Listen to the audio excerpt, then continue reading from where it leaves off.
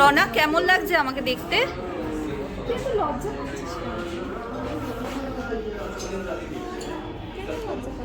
মেনুতে কিছু পছন্দ হচ্ছে তোর?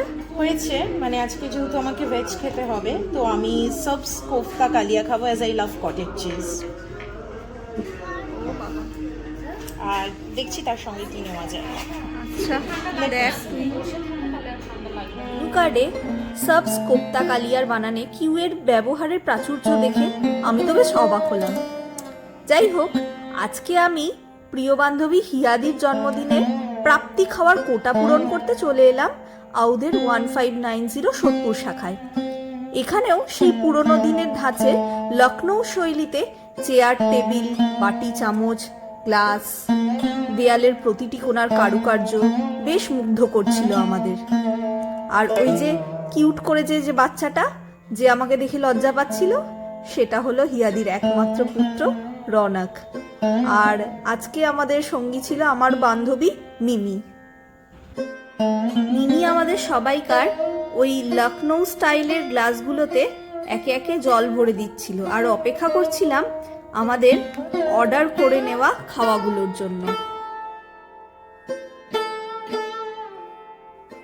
সবার আগে আমি ফোকাস করে নেব কিউয়ের প্রাচুর্যে ভরা সাবস কোপ্তা কালিয়ার দিকে, যেটা মিমি তন্দুরি রুটি দিয়ে খেয়েছিল। আমি আর হিয়াদি অর্ডার করেছিলাম কলকাতা স্টাইল মাটন বিরিয়ানি। মিমি যদিও ভেজ খাওয়ার পণ নিয়েছিল, তাই জন্য ও অর্ডার করে নিয়েছিল ফ্রেশ লাইম সোডা। আর আমরা স্প্রাইট খেয়ে বিরিয়ানির ঢেকুর তোলার প্ল্যান করছিলাম।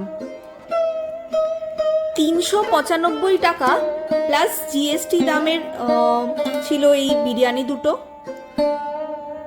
কিন্তু দামের আন্দাজে আমার কিন্তু বিরিয়ানির মাংস অনেকটাই ছোট আমার কিন্তু লেগেছে।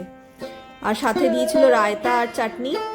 তো এবার আমি একে একে আমরা সবাই বিরিয়ানি পাতে ঢেলে নিচ্ছিলাম। আর বিরিয়ানিটা ঢালার পর আমি মাংসের পিসটা আপনাদেরকে সবাইকে দেখিয়ে দেবো কীরকম ছিল মাংসের পিসটা। আমার কিন্তু যথেষ্টই ছোট মনে হচ্ছিল, যদিও মানে কি বলবো, বিরিয়ানির টেস্টটা আমার যথেষ্ট ভালো লেগেছে আর আলুটাও খুব সফট ছিল। কিন্তু মাংসটা আমাকে খুবই দুঃখ দিয়েছে। যাই হোক, কিন্তু বিরিয়ানির রাইসের স্বাদ আর আলুর স্বাদ আমার মনের সমস্ত দুঃখ ভুলিয়ে দিয়েছে। যদিও রাইসের পরিমাণ কিন্তু যথেষ্ট কম মনে হয়েছিল আমার।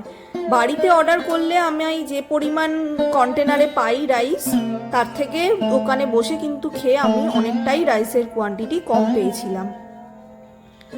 তো যাই হোক, আস্তে আস্তে, আর এর মধ্যে হ্যাঁ একটা ডিমও ছিল। ডিমটা ভালোই খেতে ছিল, খারাপ না। ডিম তো ন্যাচারালি যেরকম খেতে হয়। আর হাঁড়ির মধ্যে কিন্তু রাইস একটুখানি পড়ে রয়েছে, তাই আমি বলতে পারছি না যে খুব বেশি পরিমাণ রাইস ছিল। রাইস কিন্তু আমার খুবই লিমিটেড লেগেছে। আমার অ্যাপেটাইট ওয়াইজ আমার রাইস কিন্তু কম লেগেছে। তো যাই হোক, এবার আমি মুখের সামনে ফ্রন্ট ক্যামেরা ধরে আস্তে আস্তে গপ গপ করেই মোটামুটি খেতে শুরু করে দিলাম। আর তারপরে একবার ডিমটা লাস্টবারের মতো দেখিয়ে নেবো উদরস্থ হওয়ার আগে।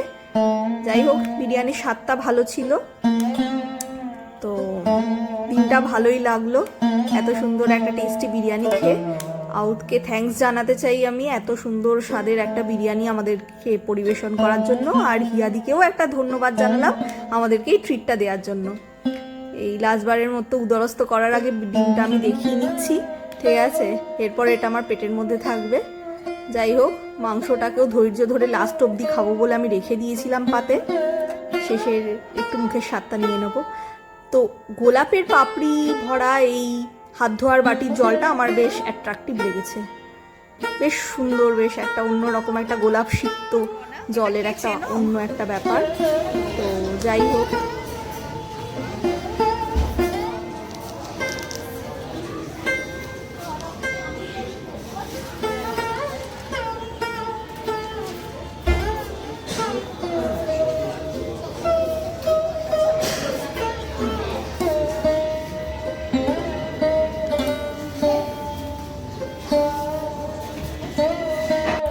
রৌনক পছন্দ হয়েছে তোমার স্ট্যাচু? নিয়ে যাবে রৌনক বাড়িতে? নিয়ে যাবে? নিয়ে কি? ঠিক আছে, চলো তাহলে আমরা নিয়ে যাই আজকে স্ট্যাচু। রনাকের যদিও শেষ অবধি বাড়িতে নিয়ে যাওয়া হয়নি স্ট্যাচুটা, কিন্তু বিরিয়ানি খেয়ে আর সাবস কোপ্তা কালিয়া খেয়ে আমাদের সকলের পেট আর মন দুটোই ভরেছিল। তো এই ব্লগটা যদি আপনাদের সকলের ভালো লেগে থাকে অবশ্যই আমার চ্যানেলটা লাইক আর সাবস্ক্রাইব করে দেবেন আর প্রেস করে দেবেন পাশে থাকা বেল আইকনটি। দেখা হচ্ছে পরবর্তী আবার একটা ব্লগ ভিডিওতে।